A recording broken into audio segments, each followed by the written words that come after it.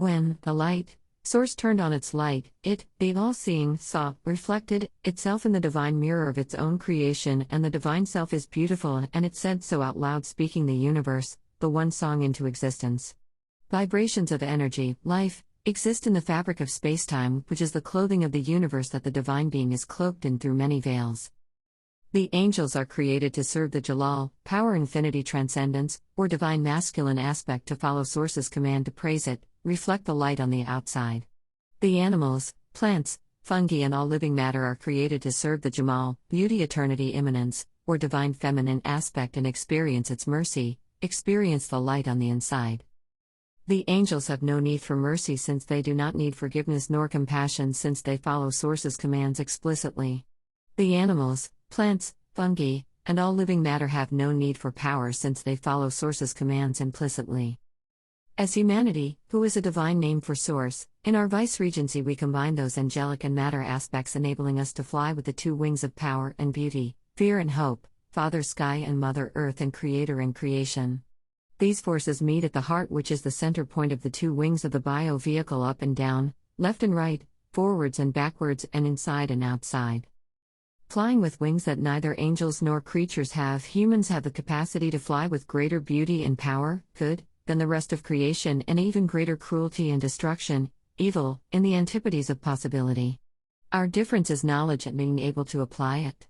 Source taught us the names, words, and we can use these two wings to explore ourselves and the universe, to gain knowledge and use our inherent capacity of love to share and spread it for the greater good of all. Adam and Eve in the garden was the realized beta test of combining those aspects together in humans. The Great Spirit breathed its spirit, inspiration with knowledge, the divine names, into human, and told us that we had infinite choice to do anything in the garden except eat the tree of the knowledge of good and evil, duality. We did chose to experience life and death, so that while we are alive we could have the opportunity before we die to realize the truth that we already are immortal, energy, and we do not need to wait until we go back to the garden to eat from the tree of immortality. If we wait until our physical death to realize this truth of our immortality, it will be a more intense experience, since the veils of eternity of an infinity will now be removed and the truth will stand naked, just like when we started on the divine playground. The experience of reality is enabled through the duality of divine pairings. Without pairing there is no experience of other. Without motion one cannot determine position. Without position one cannot determine motion.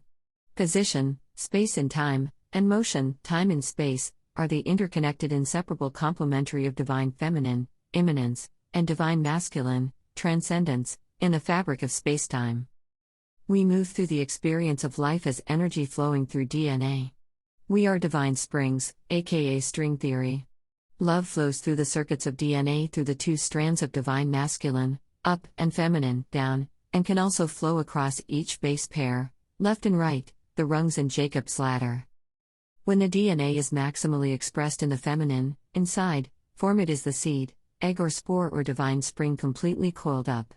When DNA is maximally expressed in the masculine, outside, form it is the staff, tube or sperm completely extended. In between it is the divine spring bouncing with love on the divine trampoline or fabric of spacetime. Moving too fast forward is anxiety, and slowing down too much rearward is depression. Anxiety is fear of loss/change in the future, masculine, and depression is regret of loss/change in the past, feminine. Moving below red, infrared, then ultimately into black, the quantum energy field of potential. Black is yin, divine feminine, fight, suppression, resistance, closure, in the love circuit.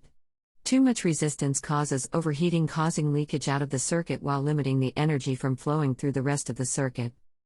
Moving above violet, ultraviolet, then ultimately into the white light, the observation of the manifestation of the quantum potential. White is Jalal, power, yang, divine masculine, flight, avoidance, discontinuity, openness, in the love circuit. Too much discontinuity causes cooling, preventing energy from flowing through the rest of the circuit. We are light slowed down into matter.